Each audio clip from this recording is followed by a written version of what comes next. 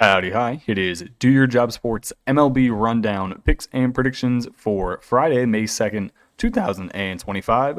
We're looking at the best bets of the day. Let's get into the video. All right, first things first, we have to recap the previous day's results. On the day, we go 2-5, bringing our season record to 132 and 138. Not a good day from yours truly. Had some games where teams got wrecked who should have won. We had a few rain delays, which in one game helped us. In the other game, I really don't think it made much of a difference. And yeah, that's how it went. I'm going to recap this real quick. Then we'll get on to the picks for tomorrow. Game number 1, we had the Cubbies plus 135 on the money line on the road at the Pittsburgh Pirates. They win the game 8-3. Kind of screwed me over with how many runs they scored, but that's okay. 11 hits. Colin Rea, 6 innings, 4 hits, only 2 earned runs. He's a beast. Shout out to Dansby Swanson, who hit a solo shot. Kyle Tucker, who hit a solo bomb. Seiya Suzuki, who hit 2 home runs, scoring 2 runs himself, getting an RBI. Then Ian Happ and Michael Busch. This Chicago Cubs lineup is really good. Unfortunately, if your name is Paul Skeens, your baseball team sucks. And despite pitching not horrible today, he gets the L, moves to 3-3 on the year, and then the Pirates' bullpen is garbage. They pitched a total of 4 total innings. They gave up 5 runs in 4 innings. This entire Pirates team is horrible. We then had the over of 8.5 runs in the Reds in the Cardinals game. This is where I think the weather delay helped us. You had, I think, a weather delay, I want to say at the end of the 6th inning, or maybe it was even earlier than that. I kind of forget. But then the Cardinals had their bullpen come in, and they got lit up as the Reds score 9 runs on 9 hits, and we needed almost all of them as we had the over 8.5.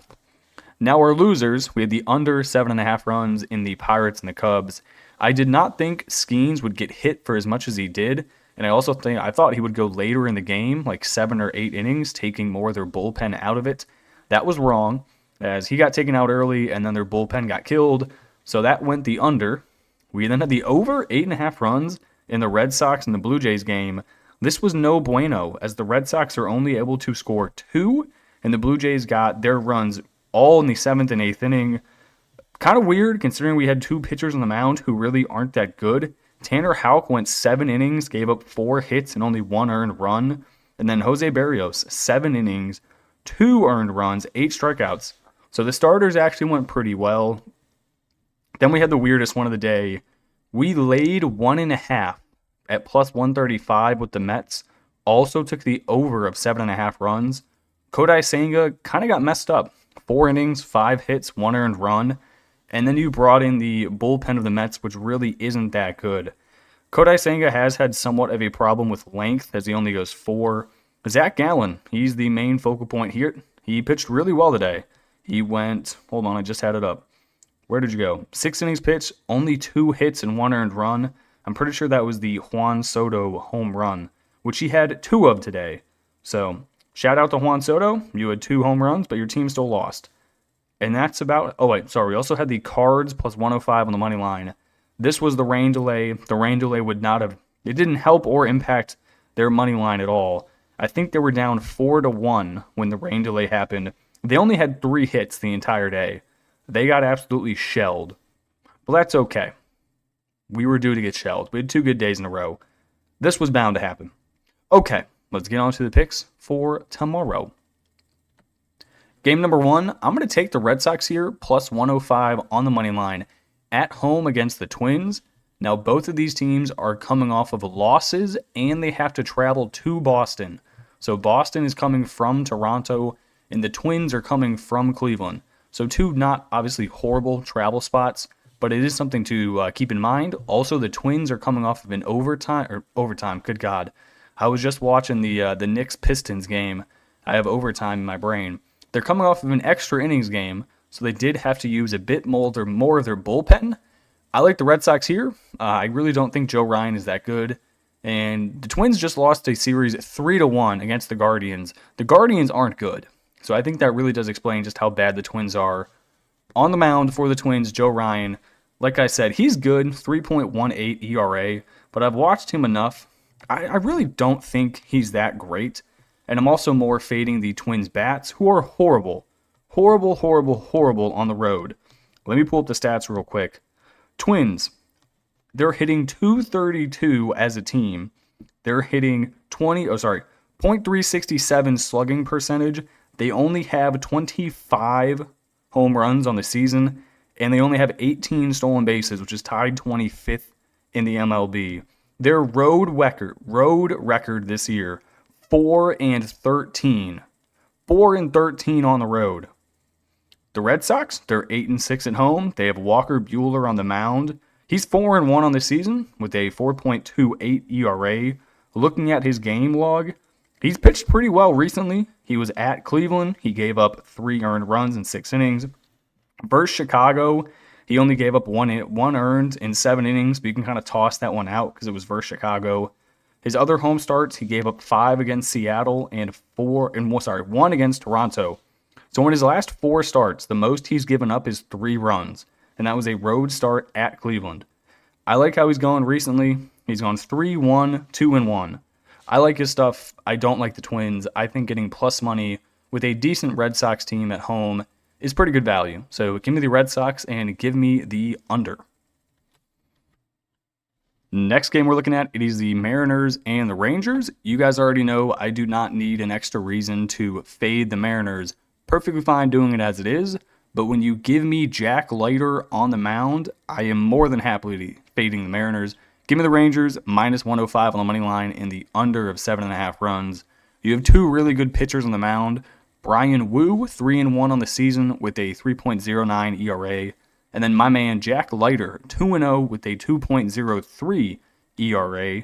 The Rangers, they've been playing pretty good baseball. They've won 4 in a row. They're 8-2 in their last 10 games. The Rangers are about the exact opposite. They've lost 2 in a row. They are 3-7 in their last 10 games. Rangers having a big problem hitting the baseball, but they do normally provide Jack Leiter a decent amount of run support, and Jack Leiter is just a demon. So far on the season, he only has 3 starts because he started later due to a little bit of an injury, 13 innings pitched, 13 strikeouts, only 3 earned runs, 0 home runs given up. I really like him. He was a high draft pick for a reason. Looking at Brian Wu, let me pull up his stats real quick. On the year, 32 innings pitched, 30 strikeouts, 7 walks, and 11 earned runs. His last 2 starts, he went 7 innings at Toronto, giving up 3 earned, and then 6 innings at Boston, giving up 2 earned. Hasn't really had a home start in a while. 3 out of his last 4 starts have been on the road. I like the Rangers here, a little bit of a bounce back after losing a series at home to the Athletics. Give me the Rangers, minus 105. Give me the under 7.5 runs. Next game we're looking at, it is the Cubbies, who we backed today, but this time we're going to be fading them. Give me the Brew Crew at home, minus 105 on the money line, in the over of 8.5 runs. On the mound for the Cubs, it is Ben Brown, not the best start to the season for him, having a big walk issue, up against Quinn Priester. 1-0 on the season, 3.79 ERA, also has a big walk problem. So I will be taking the over. That is my more favorite bet here, rather than the Brewers, minus 105 on the money line, but I do like that as well. So Ben Brown on the year, 2-2 with a 6.04 ERA, 25 innings pitched. He has 31 strikeouts, which is great, which means he has fantastic stuff. But he also has 14 walks and 17 earned runs. Not the best. Quinn Priester, 1-0, 3.79 ERA. He's only started 4 games this season, does not go long into games with 19 total innings pitched, and he has a massive walk problem. 13 strikeouts, 12 walks. Almost a 1-to-1 walk-strikeout ratio is not what you want to see. I do like the Brewers, though, coming off of a series where they won against the White Sox. However, their most recent game, they lost 8-0. I think that's going to leave a little bit of a sour taste in their mouth. Not a far road trip back home to Milwaukee. I like Priester. I like this Brewers lineup. But that being said, my favorite bet here is by far the over 8.5 runs. We just saw what the Cubs were able to do against Paul Skeens and the Pirates bullpen. They might just do the same thing. So give me the Brewers, give me the over. Hopefully the Brewers bats can get to Ben Brown, put up like 7 or 8 in the first 6 innings, and then we'll call this one good. Final game, we're going to take the Royals plus 110 on the money line. How are they a dog here against a horrible Dean Kremer? And the Royals have been cooking recently. Royals, 17-15 on the year. The Orioles, the exact opposite of cooking. They are 12-18 on the year. Kansas City has won 3 in a row. They are 9-1 in their last 10 games. The Orioles are about the exact opposite. They are 3-7 in their last 10. Michael Wacha, 1-3 on the year, despite having pretty good numbers. 32 innings pitched, 26 strikeouts, 12 walks, which is a tad high, but he's only given up 1 home run. You will take 1 home run in 32 innings pitched every single time. Then you're looking at another Baltimore Orioles starter who is horrible at pitching this season, Dean Kremer. 30 innings pitched, 20 strikeouts, 8 walks, 7 home runs. 7 of them. With how good this Royals lineup has been recently, that is not something I want to back, especially not at minus 140 on the money line. Nobody in this Orioles rotation should be close to minus 140. They're not good at hitting. Their pitchers can't do anything. Their bullpen is horrible. They're trending in the wrong direction. Meanwhile, the Royals are the exact opposite. Michael Wacha's been good recently. They're 9-1 in their last 10. I like their lineup. Now, granted, Salvador Perez left the previous game with an injury. Not sure if he's going to be in the rotation, so we'll end up seeing how that goes. But give me the Royals plus 110, and then give me the over 9.5 runs. Hell, the Royals might be able to get this themselves. Kremer probably goes about 4 or 5 innings. Then you see the Orioles bullpen, who is horrible. Give me Kansas City, and give me the over. Okay, that is going to do it for me in this video. I appreciate you guys tuning in and watching, and I will catch you in the next one. Peace.